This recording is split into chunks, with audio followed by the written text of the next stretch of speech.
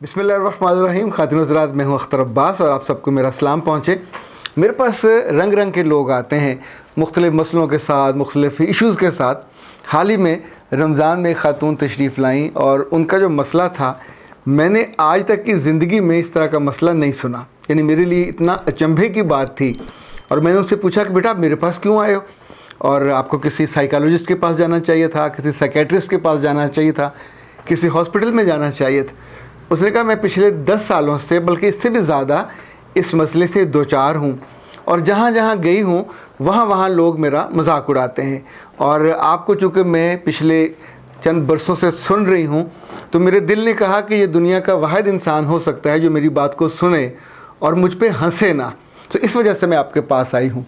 अच्छा, जब उन्होंने अपना मसला बयान करना शुरू किया तो सच्ची बात है मेरे लिए it was so difficult time कि मुझे अपनी मुस्कुराहट को और हंसी को रोकना मुश्किल हो रहा था। बहरहाल मैंने कामयाबी के साथ ये काम कर लिया।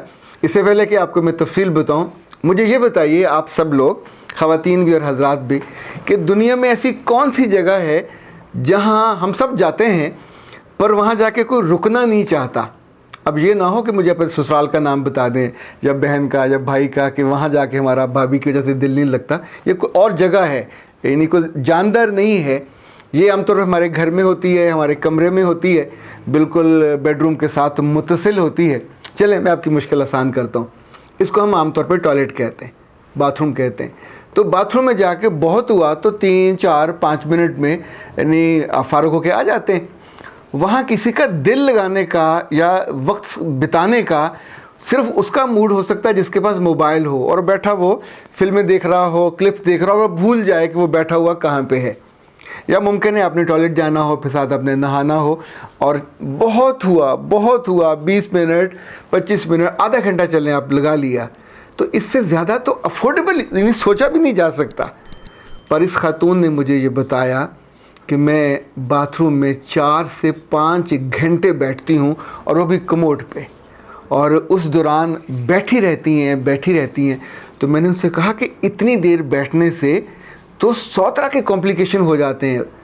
लाइक दुनिया में अगर सबसे कोई गंदी जगह हो सकती है गटर के बाद, तो वो आपका कमोड होता है। जरासीमों से जितना मर्जी आप उसको फ्लश करें तो वहाँ जर्म्स ही जर्म, जरासीम ही जरासीम होते हैं। इवन जो आपका मुस्लिम शावर है जिससे आप अपने आप को वॉश करते हो, वो डॉक्टर्स कहते हैं कि जरासीमों का गढ़ होता है। यानी ज़ाहिर वाशरूम की सारी चीज़ें ये रहने के और इनके साथ दिल लगाने वाली जगह तो नहीं होती। इनफैक्ट इस बारे में बात करते हुए मैंने सोचा कि मैं आपको आपकी अपनी नॉर्मल ज़िंदगी में से कुछ मंजर दिखाऊं। जब आप किसी पेट्रोल पंप पे पेट्रोल डलवाने जाते हैं तो क्या करते हैं? वहीं बैठे हुए उसको बताते हैं कि 1000 रुपये का डाल दें, 2000 का डाल दें, और फिर वो आपको आगे से नॉक करता है, दस्तक करता है कि सर ये मीटर चल रहा है, मीटर देख लें। 2 मीटर चल रहे होते हैं, एक आपकी गाड़ी के सामने बड़ी सारी स्क्रीन और दूसरा उस जहाँ से पेट्रोल होता है।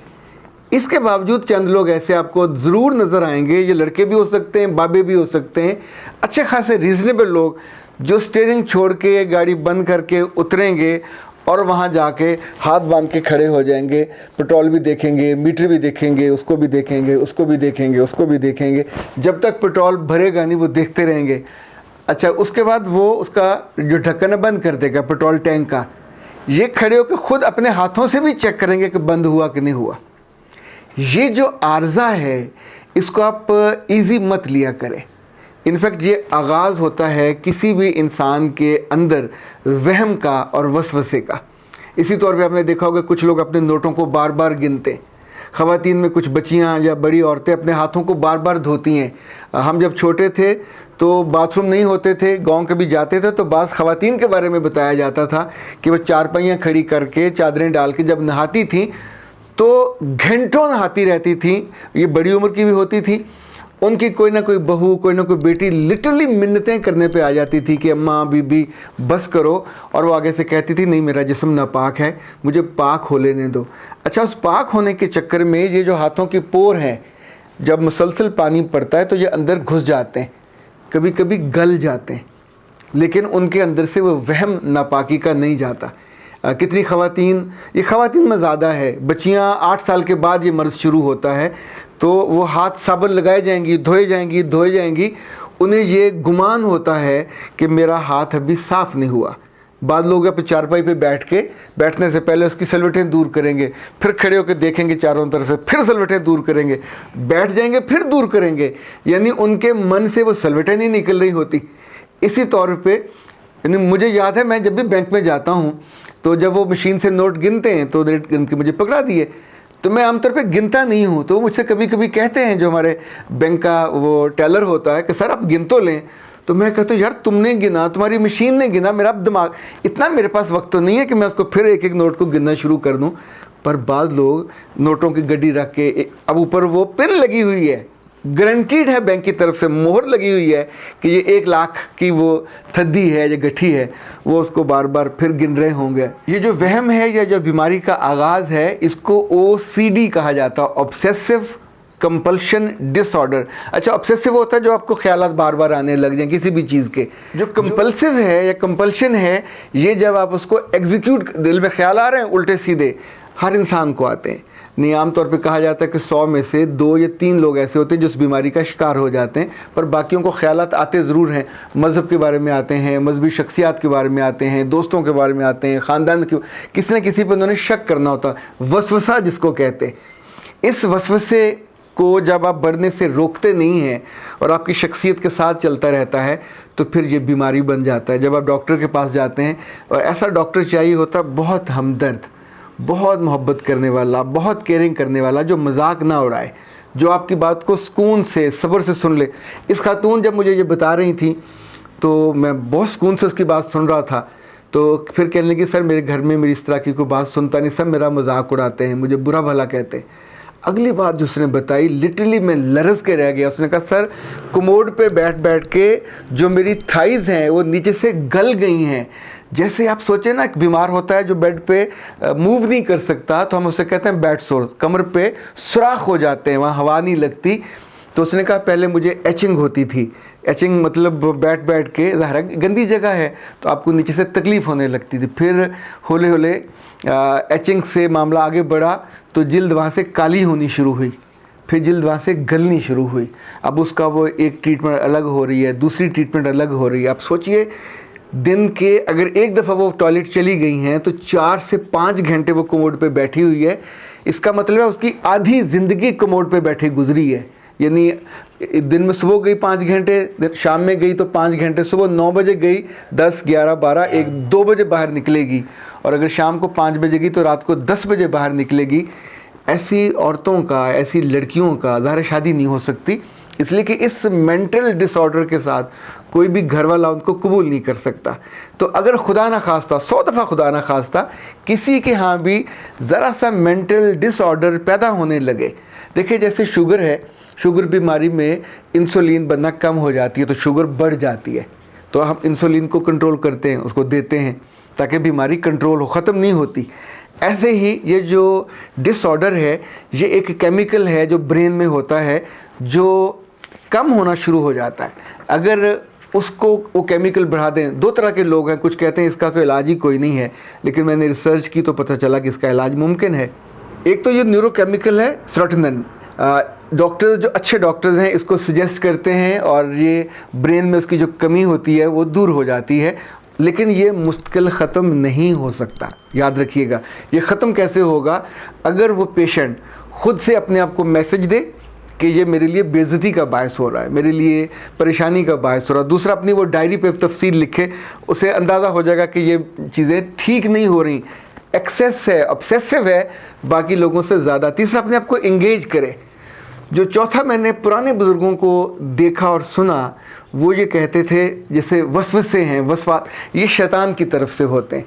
तो ऐसे पेशेंट को सजेस्ट करना चाहिए कि सुबह जब दिन का आगाज़ हो तो दुरूद शरीफ पढ़ने के बाद उसे कुल औज़ु बिरब्बिन्नास मालिकिन्नास इलाहिन्नास मिन शर्रिल वसवासिल खन्नास, मिन शर्रिल वसवासिल खन्नास, इस आयत पे उसको रुक जाना चाहिए, बार बार पढ़ना चाहिए, बार बार पढ़ना चाहिए। इतना पढ़े कि गिनती ख़त्म हो जाए। क्योंकि ये जो मसला है ये बहुत बड़ा है, तो उसका इलाज भी अगर आप दूसरी तरफ से नहीं कर पा रहे तो फिर स्पिरिचुअली कर लीजिए। इसी तौर पे सोने से पहले आपको ये आयत पढ़नी चाहिए। जहाँ आप हो रहे हो, मुंह धो रहे हो, बार बार हाथ धो रहे हो, आपसे निकल ना रहे हो। बाद लोग होते हैं जिन्हें ताले लगाने का, बार बार चेक करने का शौक़ होता है। मैंने ऐसे लोग कई देखे, अपनी गाड़ी बंद करके ऑफिस के करीब जाएंगे, फिर वापस पलट के आएंगे, फिर उसके चारों दरवाजे बार बार खोल के देखेंगे। अल्लाह के बंदो, इलेक्ट्रॉनिक गैजेट लगा हुआ है, आवाज़ आ गई है, चारों दरवाजे बंद हैं, उनकी वो खड़कने की, नीचे जाने की आवाज़ आ गई है, पर चूँकि अंदर वहम है तो फिर आएंगे, फिर जाके फिर उन्हें शक होगा कि शायद कहीं डिग्गी ना खुली रह जाए, तो फिर वापस जाएंगे, फिर वापस आएंगे। तो ऐसे लोगों को ये जो सूरा है ये पूरी दिन में जितनी दफ़ा भी पढ़ सकें ये पढ़नी चाहिए, और ख़ास तौर पे जो ये वसवसे वाली आयत है इसको जितना ज़्यादा रिपीट कर सकें। अच्छा, ये जो आयत वाला इलाज है ये 40 दिन का है, क्योंकि 40 दिन में सियाने कहते हैं कि एक आदत आपकी बन जाती है, फिर आपके ज़ुबान पे वो हो जाता है। और अगर घर में किसी बच्चे या बच्ची के साथ ये मसला हो या बड़े का हो तो प्लीज़ उसका मजाक मत उड़ाइएगा, उसको सीरियस लीजिएगा, उसको हेल्प आउट कीजिएगा, ताकि जिस भी आदत में वो मुब्तला है वो उसकी ज़िंदगी में बदसूरती ना बन जाए। बच्चे बड़े ये हमारी जिस्म का, हमारी रूह का हिस्सा होते हैं, तो इनकी खूबसूरती को भी हम नहीं बढ़ाना होता, इनको सपोर्ट भी हम नहीं करना होता है। दूसरा, किसी भी पंसारी के पास जाइए तो वहाँ एक बेर मिलता है, उनाब, ये उनके पास स्टोर होता है, खुश्क होता है, 1 किलो ले लीजिए। तो घर आके उसके 40 दानों को धो लीजिए, धो के पानी में डालिए, रात भर उनको पानी में पड़ा रहने दीजिए ताकि उनका जो जूस निकल जाए। तो जितना वो पानी होगा उसको दिन भर थोड़ा थोड़ा करके पीते रहिएगा। उसमें भी आपका जो अंदर केमिकल का प्रॉब्लम है ये उससे एड्रेस हो जाता है। ख़ातिन हज़रात, एक बात याद रखिएगा कि ये OCD इट्स ए पेनफुल, छोटा हो बड़ा हो, ये ना सिर्फ पेनफुल होता है बल्कि उस पेशेंट पे क्या गुजर रही होती है आप उसके बारे में भी अंदाज़ा कीजिए। अगर वो बार बार साबुन लगाया जा रहा, हाथ धोए जा रहा, नहाए जा रहा है, और साथ इस खातून से मैंने पूछा कि आपको क्या फ़ील होता, आप इतनी देर जो बाथरूम में बैठते हो, तो उसने कहा कि मुझे लगता है कि मुझे यूरिन फिर आ जाएगा, मुझे यूरिन फिर आ जाएगा। तो फिर के यूरिन के इंतज़ार में वो घंटों के हिसाब से वहाँ बैठी रहती हैं। अच्छा, याद रखिएगा, जब आप इस तरह के किसी लत में मुब्तला होते हैं तो फिर सिर्फ ये नहीं होता, फिर साथ साथ मर्द हो या औरत हो वो अपने जिस्म के उन हिस्सों को टच करने लग जाते हैं, छेड़ने लग जाते हैं, वहाँ से एक और कॉम्प्लिकेशन शुरू हो जाती है। उसके बारे में आज मैं बात नहीं करना चाह रहा, लेकिन ये कॉम्प्लिकेशन एक और बीमारी का मूजब बनती है, और वो उसका इलाज फिर आपको अलग से कराना पड़ता है। तो याद रखिएगा, जब भी किसी चीज़ के बारे में आप अपने बड़े को या अपने किसी अजीज़ को देखें कि वो किसी आदत में मुब्तला हो रहा है, किसी वसवसे या वहम में मुब्तला हो रहा है, तो हम आमतौर पे उन पर गुस्सा करने बैठ जाते हैं, उनको डांटने और उनकी बेइज्जती करने बैठ जाते हैं, जबकि उन्हें हमारी हमदर्दी की ज़रूरत होती है। इसके 2 लोगों के पास आमतौर पे ट्रीटमेंट के लिए फ़ौरन जाना चाहिए, साइकोलॉजिस्ट के पास जाना चाहिए, साइकियाट्रिस्ट के पास जाना चाहिए, चूँकि साइकियाट्रिस्ट वो लोग होते हैं जिन्होंने MBBS करने के बाद ये प्रैक्टिस कर रहे होते हैं, तो दे हैव द अथॉरिटी कि वो आपको मेडिसिन सजेस्ट कर सकते हैं। लेकिन वो ये दोनों लोग आपको टाइम नहीं देते, टाइम इनके पास बहुत लिमिटेड होता है ज़रा पेशेंट को सुनने का, लंबी राम कहानी सुनने का। पर इनमें से अगर कोई आपको मेहरबान और काइंड इंसान मिल जाए जो आपकी बात को सिंपथी के साथ सुन ले। अच्छा, ऐसा पेशेंट हमेशा कंफ्यूज्ड होता है। इस खातून ने मुझसे कहा कि सर मेरी इस बात को राज रखिएगा, किसी को मत बताइएगा, ये सिर्फ मेरा राज है। अगले लम्हे कहने लगे, अच्छा अगर आप चाहें तो इसकी वीडियो बना दीजिएगा, मेरा नाम ना लीजिएगा, लेकिन लोगों को बता दीजिएगा कि शायद किसी के काम आ जाए, शायद किसी का ये मसला का आगाज़ हो उसका पता चल जाए, या कोई उस पर मुब्तला हो उसको पता चल जाए। अब देखें, दोनों एक ही लम्हे में, एक ही सांस में ये कन्फ्यूजन है। इसका मतलब ये हुआ कि एक बीमारी आपको पर्सनैलिटी डिसऑर्डर में भी मुब्तला कर देती है, आप कंफ्यूज्ड हो जाते हैं, आपका जो अपनी ज़ात पे एतमाद और ख़यालात में जो क्लैरिटी होती है वो भी कम हो जाती है। तो ख़ातिन हज़रात, इजाज़त दीजिए, बार बार चूल्हे चेक करने से, बार बार दरवाज़े चेक करने से, बार बार पेट्रोल चेक करने से, बार बार हाथ धोने से, बार बार नहाने से, या जिस तरह भी जितनी सारी इस तरह की आते हैं अगर आप में पैदा होने लगी हैं तो अभी से रुक जाइए, बाद के मसाइल ज़्यादा सख्त हो जाते हैं। चीज़ें सोचने से, चीज़ें गौर करने से, चीज़ें एनालिसिस करने से और चीज़ें फ़ैसला करने से, yes I will never do that, बेहतर हो जाती हैं। ठीक पूरी तरह नहीं होती लेकिन बेहतर हो जाती हैं, और जो आपके प्यारे आपके आसपास हैं उन्हें आपके लिए हेल्पफुल होना चाहिए। अख्तर अब्बास को इजाज़त दीजिए। अस्सलाम।